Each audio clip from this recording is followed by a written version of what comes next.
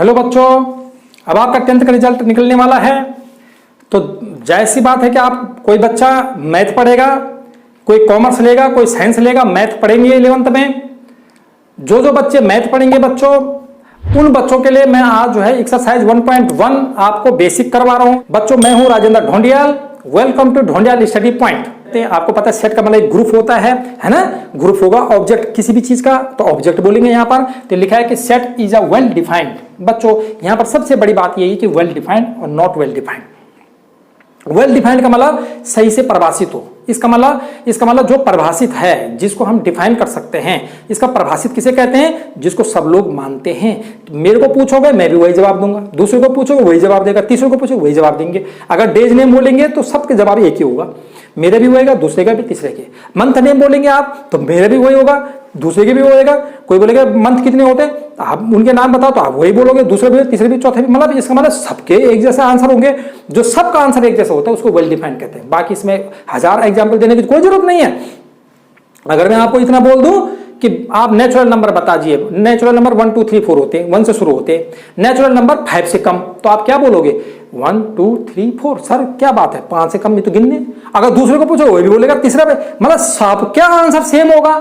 तो सबका जब आंसर सेम हो तो उसे कहते हैं वेल डिफाइंड। और जब सबका आंसर सही नहीं कि भैया अलग अलग आंसर, इसका ओपिनियन अलग है, उसका अलग है, उसका अलग है, उसका अलग है।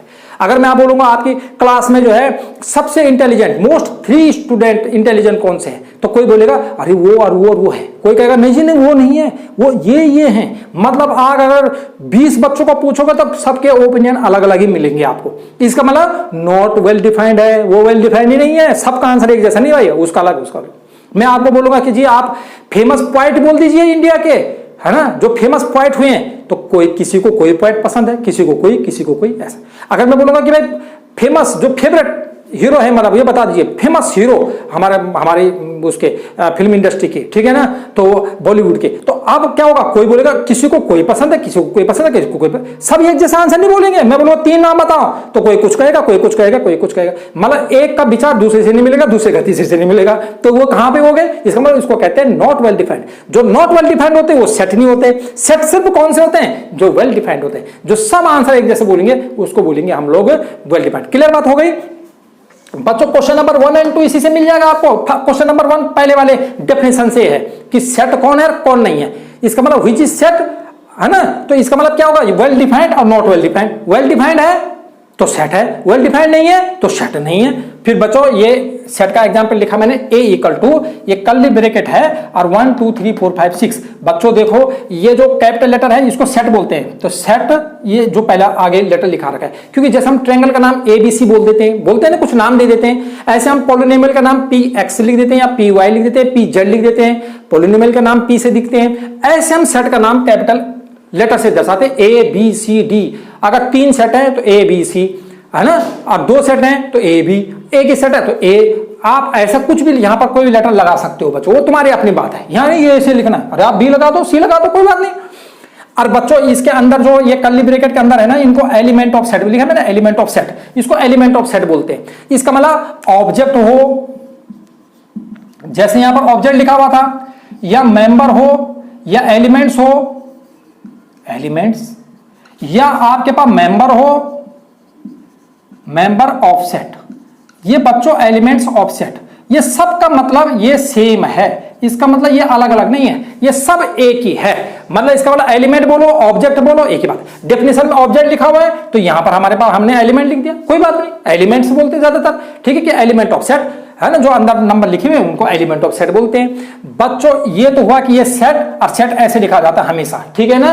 ये हुआ आपके रोस्टर फॉर्म, वो तो आप नीचे पढ़ोगे तब, है ना बच्चों। उसके बाद हमारे पास ये इससे पहला तो इन दोनों बातों से, इससे पहला क्वेश्चन निकलेगा डेफिनेशन से, और जो ये हमारे सेट के मेंबर है, एलिमेंट है, इनसे आपके पास दूसरा क्वेश्चन निकलेगा। मतलब फर्स्ट और सेकंड क्वेश्चन की बात तो भाई इतनी बातें हैं जो मैंने बता दी, उतनी बातें हैं, बहुत भयंकर बनाने की जरूरत नहीं है। उसके बाद आ जाओ बच्चों, कुछ बातें आपको याद रखनी पड़ेगी ताकि गलती ना हो सेट लिखने में, है ना। कई बच्चे क्या करते हैं, यहां पर जो है क्या कौन सा ब्रैकेट दे देते हैं, ये जो है ये राउंड ब्रैकेट होता है ना, राउंड ब्रैकेट, तो कोई राउंड ब्रैकेट में लिख देते हैं, नहीं लिखना है। कोई इसको जो है, ये जो हमारे पास स्क्वायर ब्रैकेट होता है ना, कोई स्क्वायर ब्रैकेट, ये स्क्वायर ब्रैकेट होता है, स्क्वायर ब्रैकेट, कोई स्क्वायर ब्रैकेट में लिख देता है, अरे भाई नहीं लिखना है, इसमें भी नहीं लिखना है, इसका मतलब किस में लिखना है, सिर्फ ये आपने कर्ली ब्रैकेट बनाना है, एक तो सीधा एस ऐसा कर लो और एक को उल्टा एस बना लो और उल्टा एस बना कैसे बना लो, ये तो आता है सबको, हमेशा ये कर्ली ब्रैकेट में ही इसी में लिखना है आपको, मतलब इसमें नहीं दे सकते, इसमें नहीं दे सकते आप, सिर्फ आपने किस में लिखना है, आपने सिर्फ कर्ली ब्रैकेट के अंदर में लिखना है। तो ये बातें कुछ याद रखो भाई, जो गलती हो सकती है हमको। Number 1, a set is always denoted by capital letter, ये जो सेट होता है ना बेटा उसको कैपिटल लेटर से दर्शाते हैं। इसका मतलब आपको देखो मैंने ये कैपिटल लेटर, ये सेट है, तो सेट को किससे दर्शाना है, हमेशा always denoted by capital letter, इसको हमेशा कैपिटल लेटर से दर्शाना है, जैसे ए बी सी डी ऐसे से दर्शाना है, यहाँ लिखने वाले कुछ भी लिख सकते हो। दूसरा, element of set are separated by comma,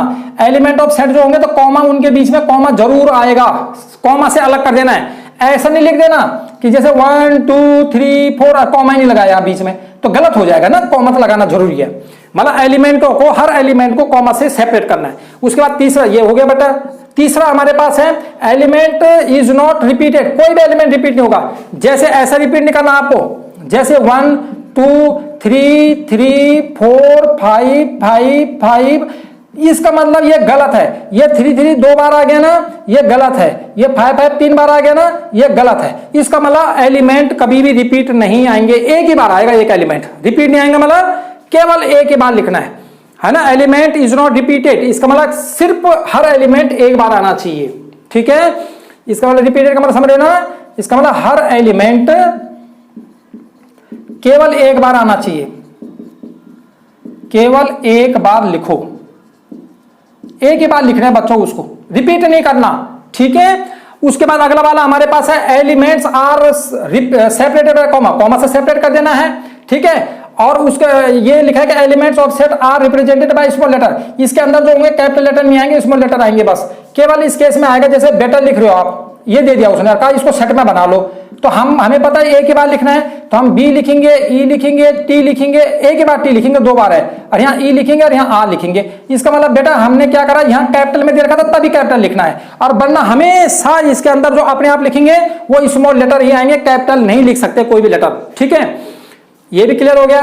उसके बाद लिखा elements are enclosed within the curly bracket, हमेशा इसको कर्ली ब्रैकेट में बंद करना है। ये बातें हैं जो कि ये यहां से लेकर ये सेट की क्या क्या खासियत है जो बच्चे गलत करते हैं, कोई बच्चा कॉमा नहीं लगाता, कोई बच्चा यहाँ बड़ा ब्रैकेट ये स्क्वायर ब्रैकेट लगा देता है, कोई यहाँ पर जो है ये राउंड ब्रैकेट लगा देता है, गलत हो जाएंगे भाई, ऐसा है, इसका मतलब कॉमा लगाना जरूरी है, कर्ली ब्रैकेट का ही इस्तेमाल करना है, सेट को कैपिटल लेटर से, कोई स्मॉल लेटर से दर्शाते हैं, यहाँ नहीं कर सकते हैं आप। उसके बाद कोई यहाँ पर जब जैसे अगर अल्फाबेट पूछा है या वाइल पूछे हैं तो ए ई कैपिटल लिख देते हैं, नहीं लिख सकते भाई, स्मॉल लेटर में लिखना है, ठीक है। तो ये जो बातें हैं ये आपको विशेष जब भी हम सेट पढ़ रहे हैं तो ये हमको नॉलेज रहना चाहिए, है ना। उसके बाद बच्चों रिप्रेजेंट ऑफ सेट, इससे आपका क्वेश्चन नंबर 3 से 6 मतलब लगा लो 6 क्वेश्चन है इस पूरे एक्सरसाइज में, 2 क्वेश्चन तो आपको सिर्फ सेट की डेफिनेशन से और ये एग्जाम्पल से हो जाएगा, 2 क्वेश्चन तो इसी से हो गया, पहला क्वेश्चन डेफिनेशन से और दूसरा एग्जाम्पल से, 2 क्वेश्चन हो गए, और आगे के 4 क्वेश्चन जो है सिर्फ ये रिप्रेजेंटेशन ऑफ सेट से होगा कि सेट को हम कैसे लिखेंगे।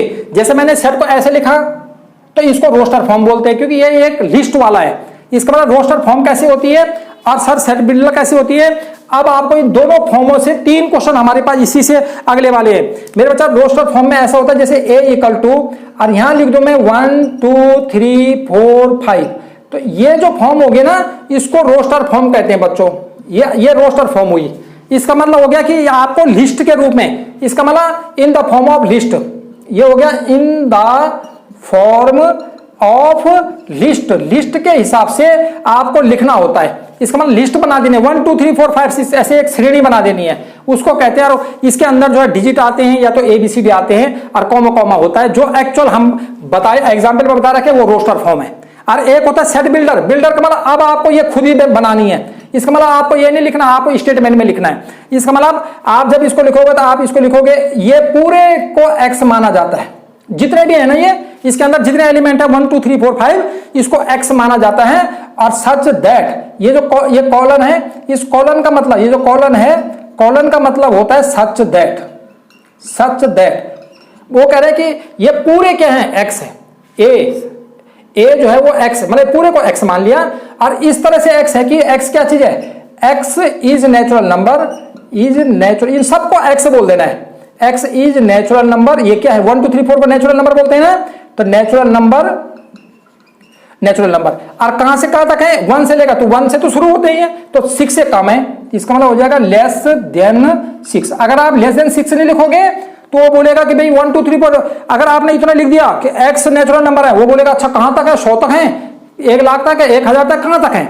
इसलिए हमको लिमिट देनी पड़ती है कि शुरू तो हमेशा 1 से होगा, तो वो लिखने की जरूरत नहीं है, हमें ये लिखना है कि कहां तक है, 6 से कम है भाई साहब, तो ये हमने यहां पर लिख दिया है कि लेस देन 6, तो पता रहेगा कि भाई शुरुआत तो पता है कि 1 से हो जाएगा नेचुरल नंबर, लेकिन एंड कहां पर होगा, तो 6 से कम है, इसलिए 6 से कम बताना जरूरी होता है, नहीं तो फिर वो तो गलत हो जाएगा कि भाई अगर डॉट डॉट डॉट होते हैं यहां पर 5 डॉट डॉट डॉट, तब पता नहीं कहां होगा, तब हम नेचुरल नंबर पर छोड़ देते हैं उसको, ठीक है।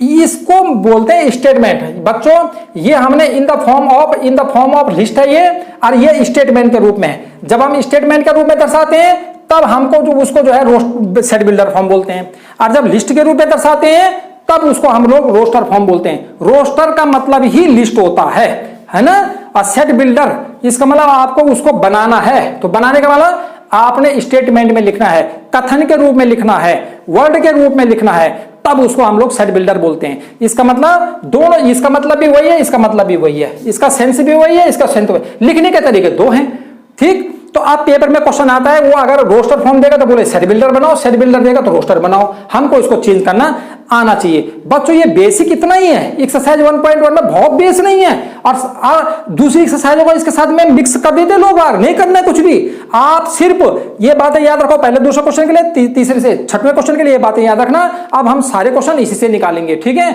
आइए इसे क्वेश्चन करते हैं। हमारे पास क्वेश्चन नंबर 1 बच्चों बड़ा ही सिंपल क्वेश्चन है, बस आपको जरा से ये देखना है कि हाँ हमने जो बोला है यहां पर है कि which of the following are set, इनमें से कौन कौन से सेट हैं बच्चों, ठीक है। और लेकिन यहां पर एक शब्द याद रखना, जस्टिफाई योर आंसर। अगर आपको जस्टिफाई योर आंसर बोला होगा तो जस्टिफिकेशन जरूर लिखना है बच्चों।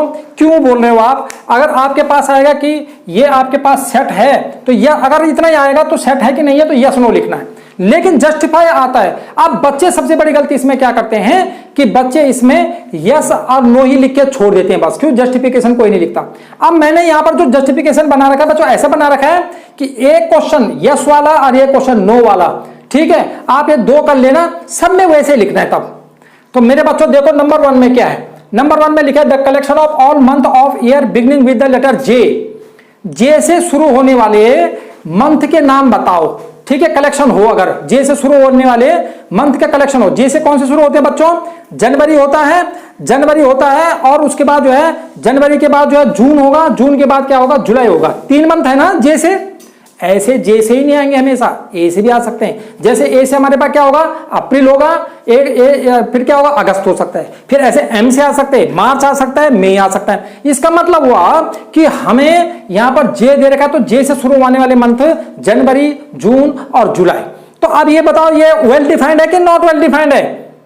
ये तो सब, अगर मैं एक को पूछूंगा वो भी यही बोलेगा, दूसरे को बोलूंगा यही बोलेगा, तीसरे को बोलूंगा, मतलब मैं 1000 आदमियों को किसी को भी पूछूंगा मैं, सबका आंसर सेम होगा ना।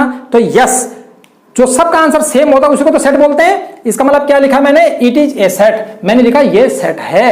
और यहां पर लिख दिया जनवरी, ये देखो सेट का कर्ली ब्रैकेट के अंदर लिख दिया कौन कौन सा, जनवरी, जून और जुलाई, ये तो सेट है। और उसके बाद इसका कारण उसने बोला जस्टिफिकेशन लिखो, तो ये जस्टिफाई करने के लिए ये लाइन जरूर लिखनी है, नहीं लिखोगे तो नंबर कटेंगे। टीचर की नजर इसी में होती है कि जस्टिफाई करने के लिए लिखता है, नहीं लिखता, यस नो तो कोई भी याद कर लेगा, हाँ ना हाँ ना, उसके बाद क्यों, उसका रीजन कोई नहीं लिखता और ना कोई बताता ढंग से। इसका मतलब बच्चों आपने ये लिखना जो मैं बता रहा हूं आपको, ठीक है। यहां पर लिखा है बिकॉज, क्योंकि, because this collection is well defined, क्योंकि ये जो कलेक्शन है ये वेल डिफाइंड है। और अगर नहीं में आएगा तो लिख देना नॉट वेल डिफाइंड। और फिर लिख दिया क्या, everyone has same opinion about this, प्रत्येक का ओपिनियन एक जैसे होगा, जितनों को हमने पूछा उनका ओपिनियन सेम होगा, इसलिए बोल दिया कि ये हमारे पास क्या होगा, सेट होगा। तो सेट में होगा में क्या होना है, एक तो वेल डिफाइंड होना चाहिए, नंबर 2 सबका वेल डिफाइंड का मतलब क्या हुआ, सबका ओपिनियन एक जैसा। अब आ जाओ क्वेश्चन नंबर, इसका मतलब ये वाला यस वाला आंसर है और ये वाला दूसरा वाला बच्चों ये नो वाला आंसर है, ठीक है, जिसमें नहीं होता। अगर आपने पहला दूसरा कर दिया तो सब में आंसर लगभग लगभग मिलते जुलते लिखने हैं। तो बच्चों देखो मतलब आप ये मत सोचो कि इसमें कितने पार्ट हैं, 9 पार्ट हैं, 8 पार्ट हैं, मतलब 2 याद करने, एक यस वाला एक नो वाला, और जो भाषा मैंने बना रखी है वही सब में उसी हिसाब से यस वाले में यस वाले टाइप का लिखना है, नो में नो टाइप के लिखना है। इसके बाद तुम अपने आप कर सकते हो। देखो बच्चा दूसरे में क्या है, the collection of 10 most talented writer of the of India, Bharat के 10 मोस्ट टैलेंटेड राइटर्स। अब यार 10 मोस्ट राइटर, इसका मतलब राइटरों के नाम 10 मोस्ट, मैं एक को पूछूंगा वो कुछ बोलेगा, क्योंकि राइटर तो अलग अलग पसंद होती है ना, जो जिसका बुक पढ़ता है, नोवेल पढ़ता है, वो अलग अलग होती है। कोई कहेगा जी चेतन भगत हमको तो पसंद है, कोई कहेगा नहीं नहीं मेरे को तो जो है कोई और अरुंधति रॉय है, कोई कहेगा नहीं मेरे को तो जो है कोई और मुंशी प्रेमचंद है, कोई कहेगा जी मेरे को तो जो है रविंद्रनाथ टैगोर है। मतलब ये बताओ कि 10 करने ना तो सबके ओपिनियन अलग है, एक जैसा आंसर तो मिला नहीं। क्योंकि टैलेंट कैसे दर्शाएंगे भाई, टैलेंट कैसे बोलेंगे कि टैलेंट को कैसे नापेंगे, मानदंड क्या है उसका, इसका मतलब उसको मेजर करने का क्राइटेरिया क्या है, क्राइटेरिया का मतलब मानदंड। मानदंड तो कुछ है नहीं कि भैया देखो हमने टैलेंट जो मोस्ट टैलेंटेड होगा तो टैलेंट की नाप ये है, इस इसको लेकर टैलेंट बनता, किसी ने आज दिन तक तो उसको तो ऐसे डिफाइन करा ही नहीं है ना। तो इसीलिए बेटो ये जो है नहीं होगा, तो लिख दिया इट इज नॉट सेट। अब क्यों नहीं है, हाँ वाले में ऐसा लिखना, ना वाले में जो लिखा है मैंने ऐसा लिखना, हर एक में। तो क्या लिखा है, because this collection is not well defined, क्योंकि ये जो कलेक्शन है ये वेल डिफाइंड नहीं है। The criteria to identify writer's talent, जो राइटर के टैलेंट का जो क्राइटेरिया है वो may vary from person to person, वो एक आदमी से दूसरे आदमी में वेरी करता है। इसका मतलब एक आदमी मतलब एक को पूछेंगे वो अलग बोलेगा, दूसरे को पूछेंगे अलग बोलेगा, तीसरे को पूछेंगे अलग बोलेगा, हर पर्सन का ओपिनियन अलग अलग होगा। इसका मतलब वेरी करता है, वेरी मतलब डिफर, वो डिफरेंट होता है ना। तो इसलिए लिख दिया कि नहीं है, क्योंकि जो क्राइटेरिया है, जो मानदंड है वो अलग अलग है। एक उसको बोलता है टैलेंटेड कि जिसकी उसको बुक पसंद होती है, ऐसे लिखता है, जो वो तो कॉमिक पे लिखता है, कोई दूसरी चीज पे लिखता है, कोई तीसरी। इसका मतलब उनका अलग अलग क्राइटेरिया है आइडेंटिफाई करने का, इसीलिए वो नहीं है ना। तो ये बटा नो वाला। अब यस वाला नो वाला सब में ऐसे लिखता रहना है, जैसा फॉर एग्जांपल एक और दे लेते हैं, लेकिन होंगे इन दोनों बेसों पे, तीसरा कुछ नहीं है बेटा। या तो हाँ वाले को ऐसे लिखना है, ना वाले को ऐसा लिखना है, ठीक है। तीसरा हमारे पास है ये team of 11 best cricketer batsman of the world. संसार में जितने भी क्रिकेटर हैं उनमें से 11 प्लेयरों की टीम चुननी है हमको। बेस्ट बैट्समैन कौन है, अब बैट्समैन कैसे है, कोई क्राइटेरिया बैट्समैन का, बेस्ट का कोई क्राइटेरिया नहीं होता बेटा। कोई कहेगा जी हमें तो जो है ये मतलब जो है कोई पसंद है, कोई कहेगा विराट कोहली है, कोई कहेगा नहीं विराट कोहली नहीं ये दूसरा है शिखर धवन है, कोई कहेगा नहीं जी हमें तो जो है रोहित शर्मा पसंद है। भारत की बात कर रहा हूं, ऐसे विदेशों में भी कितने होंगे, कोई कहेगा वहां अच्छा वो अच्छा। मतलब 11 प्लेयर चुनने हैं तो कोई नहीं चुन पाएगा, एक जैसा नहीं होगा। 1-2 प्लेयर तो मैच करेंगे, 2-4 प्लेयर मैच करेंगे, 5-7 मैच करेंगे, लेकिन 100% मेरा जो 11 प्लेयर होंगे, दूसरे के 11 प्लेयर, तीसरे के 11 प्लेयर मैच ही नहीं करेंगे। वो मतलब सबके सब तो नहीं करेंगे ना मैच। विराट कोहली तो सब में होगा क्योंकि हमारे देश का कप्तान है, लेकिन यार और तो 11 की बात कर रहे हैं, तो 11 का जो ग्रुप है, सेट है, वो तो नहीं मिलेगा ना सेम। मेरा सेट दूसरे से अलग होगा, दूसरे का अलग होगा। 1-2 प्लेयर अलग तो होंगे ना, इसका 2-4 प्लेयर अलग अलग होंगे, इसका मतलब एक जैसा नहीं होगा। तो लिख देना इट इज नॉट सेट, ये तो सेट नहीं है। ओपिनियन डिफर हो सकते हैं भाई इसमें।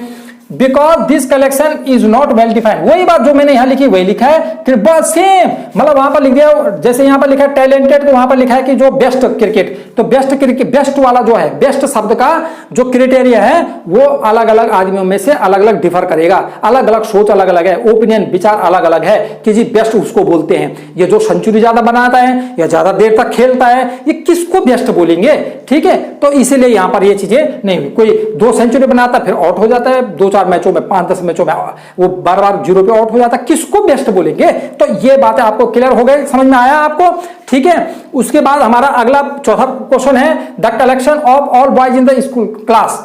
आपकी क्लास में जो बॉयज हैं उनका कलेक्शन।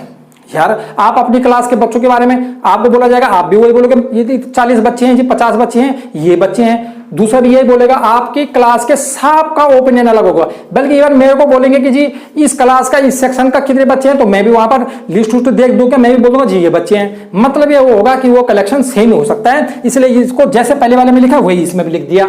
मतलब हाँ वाले में पहले वाला जैसे लिखना है और ना वाले में दूसरा वाला जैसा लिखना है, ठीक है। बस अंतर क्या है, पहले में इंटेलिजेंट बोला, दूसरे में बेस्ट बोल दिया, तो वहां इंटेलिजेंट का और यहाँ बेस्ट का, बस ये उसमें इंटेलिजेंट वर्ड लिखा है कि उसका इंटेलिजेंट का क्राइटेरिया, यहां पर लिख देना बेस्ट का क्राइटेरिया, बाकी एक जैसा लिखना है बच्चों, ठीक है।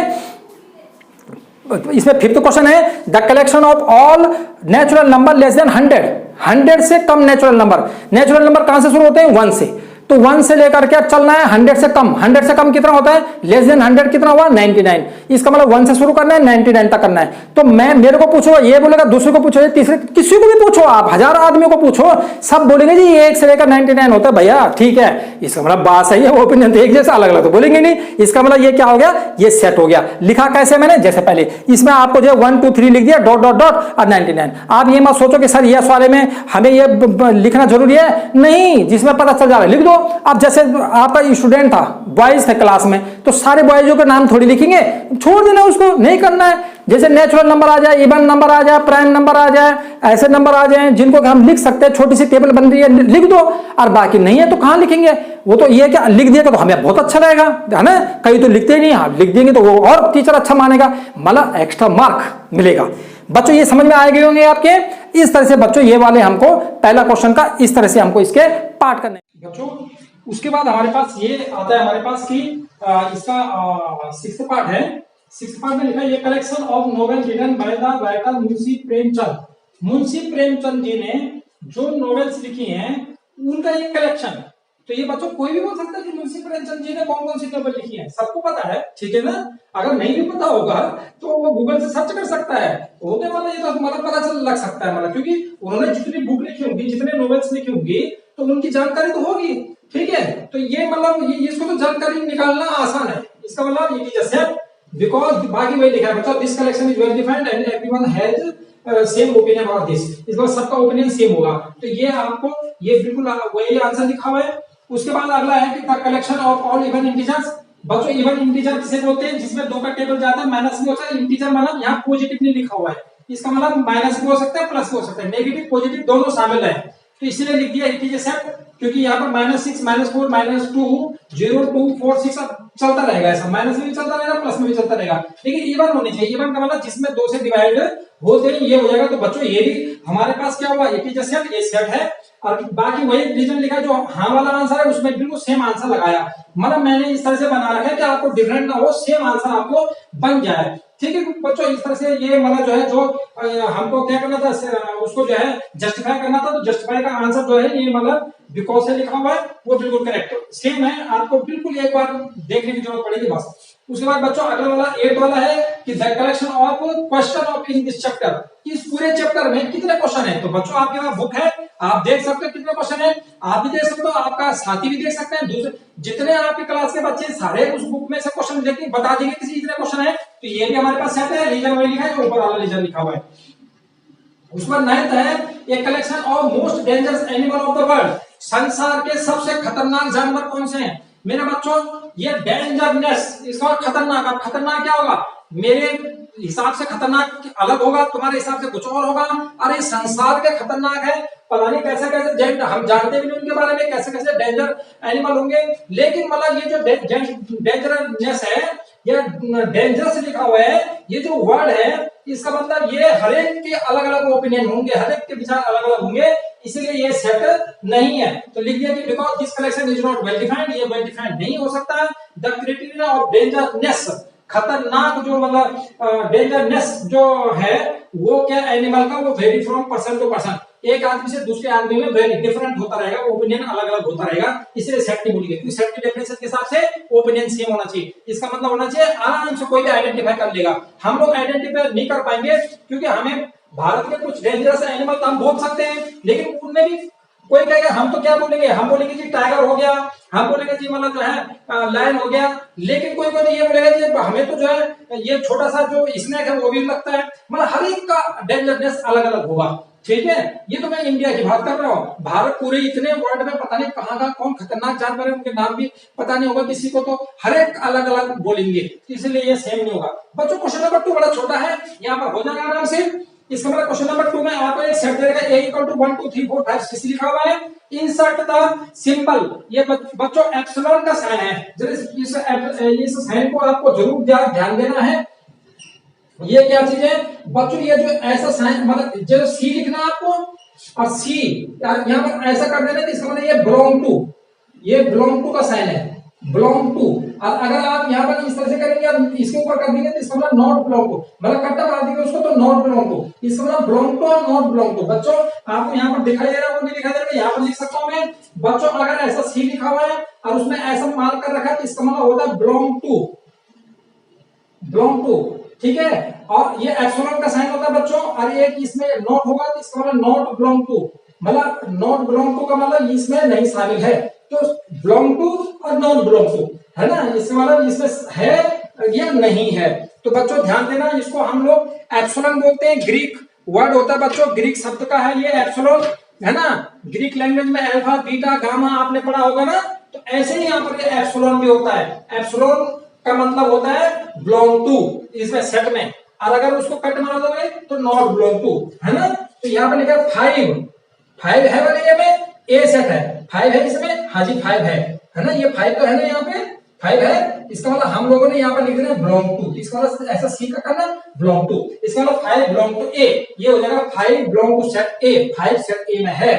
दूसरा 8 है इसमें नहीं है, तो यहाँ लिख देना है कि ये देखो सी का साइन करना है और नॉट बिलोंग टू, इसका मतलब ये इसमें नहीं है, इसका मतलब 8 नहीं है। अगला 0 है इसमें ए में, 0 तो नहीं है, यहाँ पर लिख देना है कि नॉट बिलोंग टू ए।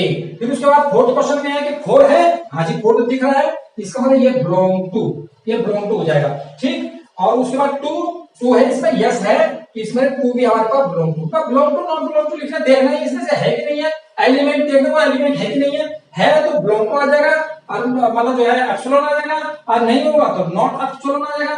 क्या है इसमें नहीं है, तो नहीं है तो इसका नॉट बिलोंग टू। तो बच्चों ये छोटा सा क्वेश्चन था, ये इस तरह से हो जाएगा, इसको एप्सिलॉन बोलते हैं और उसको पढ़ते समय बिलोंग टू बोलते हैं। 5 belong to A, 8 not belong to A, 0 not belong to A, यहाँ पर 4 belong to A, 2 belong to A, 10 not belong to A, इस तरह से हो जाएगा बच्चों। होप आपकी समझ में ये दोनों क्वेश्चन अच्छी तरह से आ गए होंगे।